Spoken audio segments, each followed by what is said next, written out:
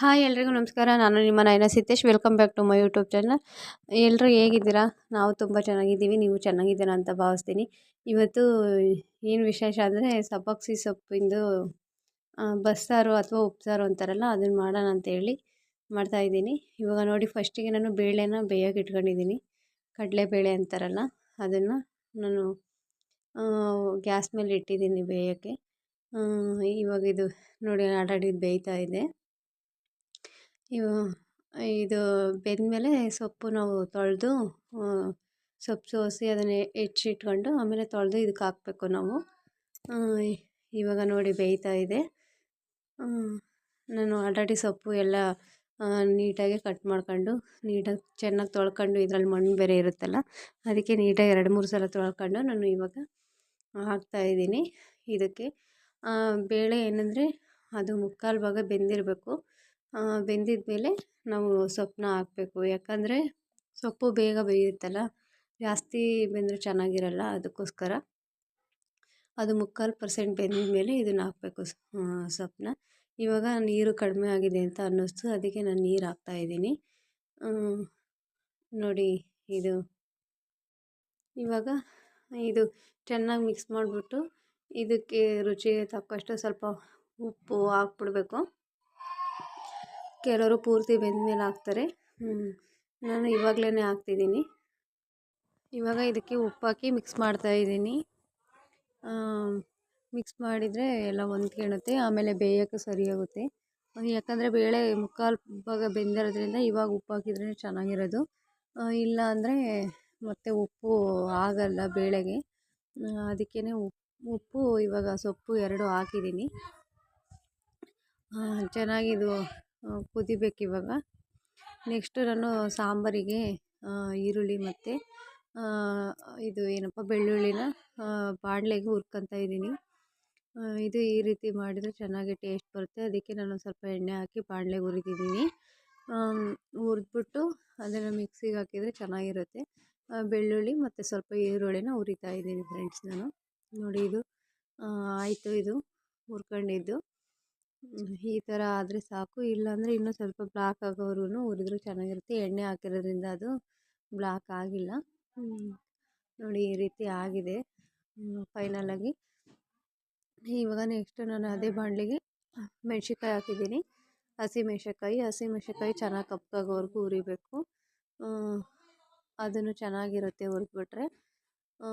ಅದು ಹುರಿಯಬೇಕಾದ್ರೇ ಸ್ವಲ್ಪ ಸ್ಮೆಲ್ಲು ಘಮ ಘಮ ಬರ್ತಿರುತ್ತೆ. ಅದು ಇನ್ನು ರುಬ್ಬಿ ಅದನ್ನು ಒಗ್ಗರಣೆ ಹಾಕಿದರೆ ಇನ್ನೂ ಚೆನ್ನಾಗಿರುತ್ತೆ ಟೇಸ್ಟು. ಸೊ ಇವಾಗ ನೋಡಿರಿ, ಇದು ಆಯಿತು. ಒಂದು ಸ್ವಲ್ಪ ಜೀರಿಗೆನೂ ಹಾಕಿ ಇದಕ್ಕೆ ಹುರ್ಕೊಂಬಿಡ್ತೀನಿ ನಾನು. ಚಟಪಟ ಅಂತ ಸಿಡಿಯೋವರೆಗೂ ಹುರಿದ್ಬಿಟ್ರೆ ಅದನ್ನು ಆಗಿಬಿಡುತ್ತೆ. ನೋಡಿ, ಇದು ಆಗಿದೆ. ಇದು ಇಷ್ಟ ಆದರೆ ಸಾಕು. ಇವಾಗ ನೆಕ್ಸ್ಟು ಮಿಕ್ಸಿ ಜಾರಿಗೆ ಹಾಕ್ತಾಯಿದ್ದೀನಿ ಸ್ವಲ್ಪ ಕಾಯಿ. ನೋಡಿ, ಇಷ್ಟು ಹಾಕಿದರೆ ಸಾಕು. ನಾನು ಇವಾಗ ಹುರ್ಕೊಂಡಿದ್ನಲ್ಲ ಅದನ್ನು ಹಾಕ್ತಾಯಿದ್ದೀನಿ. ನೆಕ್ಸ್ಟು ಸ್ವಲ್ಪ ಕೊತ್ತಂಬರಿ ಸೊಪ್ಪು ಹುಣಸೆಹಣ್ಣು ಹಾಕ್ತಿದ್ದೀನಿ. ನೆಕ್ಸ್ಟ್ ಒಂದು ಸ್ವಲ್ಪ ಕೊತ್ತಂಬರಿ ಸೊಪ್ಪು ಹಾಕ್ತಾಯಿದ್ದೀನಿ. ನೆಕ್ಸ್ಟ್ ಇವಾಗ ನಾನು ಹುರ್ಕೊಂಡಿದ್ದ ಮೆಣಸಿನ್ಕಾಯಿ ಜೀರಿಗೆನ ಹಾಕ್ತಾಯಿದ್ದೀನಿ ನಾನು ಇದರಲ್ಲಿ. ಇದನ್ನು ಹಾಕಿ ನಾನು ಸ್ವಲ್ಪ ಇವಾಗ ನಾವು ಏನು ಬೇಯಿಸಿರ್ತೀವಲ್ಲ ಕಾಳು ಮತ್ತು ಸೊಪ್ಪು, ಅದನ್ನು ಸ್ವಲ್ಪ ಹಾಕ್ಬಿಟ್ರೆ ಹಾಕಿ ರುಬ್ಬಬೇಕು. ಸ್ವಲ್ಪ ಅದನ್ನೇ ನಾನು ಸ್ವಲ್ಪ ನೀರಿರುತ್ತಲ್ಲ ಅದನ್ನು ಸ್ವಲ್ಪ ಹಾಕಿ ರುಬ್ಬಿರ್ತೀನಿ. ಇವಾಗ ನೆಕ್ಸ್ಟು ಇದಕ್ಕೆ ಅದೇ ಪಾತ್ರೆಗೆ ಬೇಯಿಸಿರ್ತೀವಲ್ಲ ಅದೇ ಪಾತ್ರೆಗೆ ಸ್ವಲ್ಪ ಎಣ್ಣೆ ಹಾಕಿ ನಾನು ಒಗ್ಗರಣೆ ಹಾಕ್ತಿದ್ದೀನಿ. ಕರಿಬೇವು ಸೊಪ್ಪು ಮತ್ತು ಈರುಳ್ಳಿ ಹಾಕ್ತಿದ್ದೀನಿ. ಇದನ್ನು ಹಾಕಿ ಒಂದು ಸ್ವಲ್ಪ ಇದು ಫ್ರೈ ಮಾಡಿಬಿಟ್ಟು ಇವಾಗ ನಾವು ರುಬ್ಬಿರೋಂಥ ಮಿಶ್ರಣನ ಇದಕ್ಕೆ ಹಾಕಬೇಕು ಫ್ರೆಂಡ್ಸ್.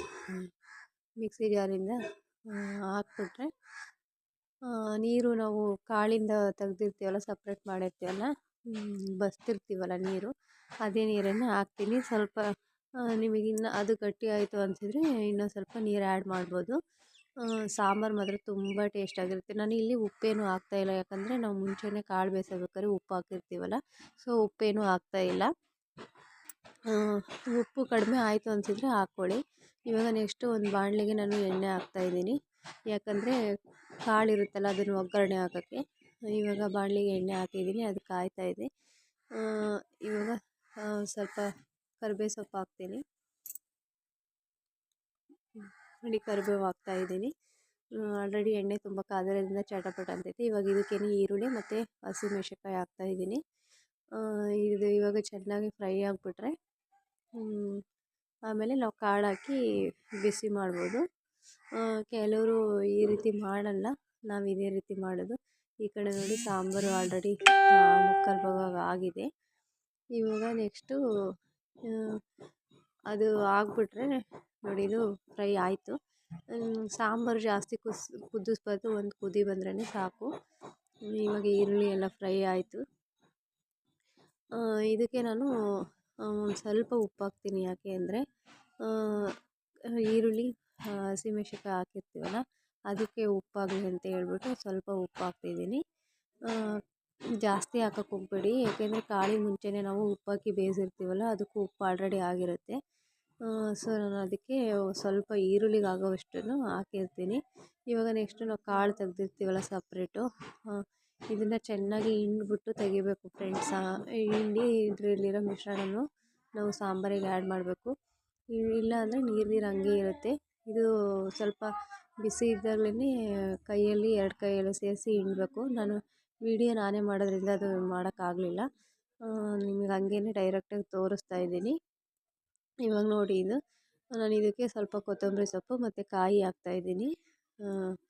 ಹಾಕಿ ಇವಾಗ ಚೆನ್ನಾಗಿ ಮಿಕ್ಸ್ ಮಾಡಿಬಿಟ್ರೆ ಇದು ಕಾಳು ಆಗಿಬಿಡುತ್ತೆ. ಒಂದು 5 ನಿಮಿಷ ಅಂತೂ ಎಣ್ಣೆಯಲ್ಲಿ ಫ್ರೈ ಮಾಡಬೇಕು ಫ್ರೆಂಡ್ಸ್ ಇದು ಕಾಳನ್ನ, ಆವಾಗ ಟೇಸ್ಟು ತುಂಬ ಚೆನ್ನಾಗಿರುತ್ತೆ. ಕೆಲವರು ಒಗ್ಗರಣೆ ಹಾಕಿ ಅದಕ್ಕೇ ಸುಮ್ಮನೆ ಹಂಗೆ ಕಾಳು ಸೇರಿಸ್ಬಿಡ್ತಾರೆ, ಬಿಸಿ ಮಾಡಲ್ಲ, ಏನಿಲ್ಲ. ನಾವು ಈ ರೀತಿ ಬಿಸಿ ಮಾಡೋದ್ರಿಂದ ತುಂಬ ಚೆನ್ನಾಗಿರುತ್ತೆ. ನೋಡಿ ಯಾವ ಥರ ಕಾಣಿಸ್ತಿದೆ ಅಂತ. ನೋಡಿ ಇದನ್ನು ಈ ರೀತಿ ನಾನು ಒಂದು 5 ನಿಮಿಷ ಫ್ರೈ ಮಾಡಿದ್ದೀನಿ ಎಣ್ಣೆಯಲ್ಲಿ. ನೆಕ್ಸ್ಟು ನಾವು ಇದಕ್ಕೆ ಮುದ್ದೆ ಮಾಡಿದ್ವಿ ಊಟ ಮಾಡೋಕ್ಕೆ ಅಂತೇಳಿ. ನೋಡಿದ್ರೆ ಕಾಳು ಎಷ್ಟು ಕಲರ್ಫುಲ್ಲಾಗಿ ಕಾಣಿಸ್ತಾ ಇದೆ. ಮತ್ತು ಅದೇ ಮುದ್ದೆ ಮಾಡ್ಕೊಂಡು ಸಾಂಬಾರು ಹಾಕ್ಕೊಂಡು ಕಾಳು ಇಟ್ಕೊಂಡು ನಿಮಗೆ ವೀಡಿಯೋ ತೋರಿಸಿದ್ದೀನಿ. ತುಂಬ ಟೇಸ್ಟು ಚೆನ್ನಾಗಿತ್ತು ಫ್ರೆಂಡ್ಸ್. ನೆಕ್ಸ್ಟ್ ವೀಡಿಯೋದಲ್ಲಿ ಸಿಗ್ತೀನಿ ಯಾವುದಾದ್ರೂ ಲಾಗ್ ಮುಖಾಂತರ. ವೀಡಿಯೋ ಹೆಂಗಿತ್ತು ಅಂತೇಳಿ ಕಮೆಂಟ್ ಮಾಡಿ ಫ್ರೆಂಡ್ಸ್.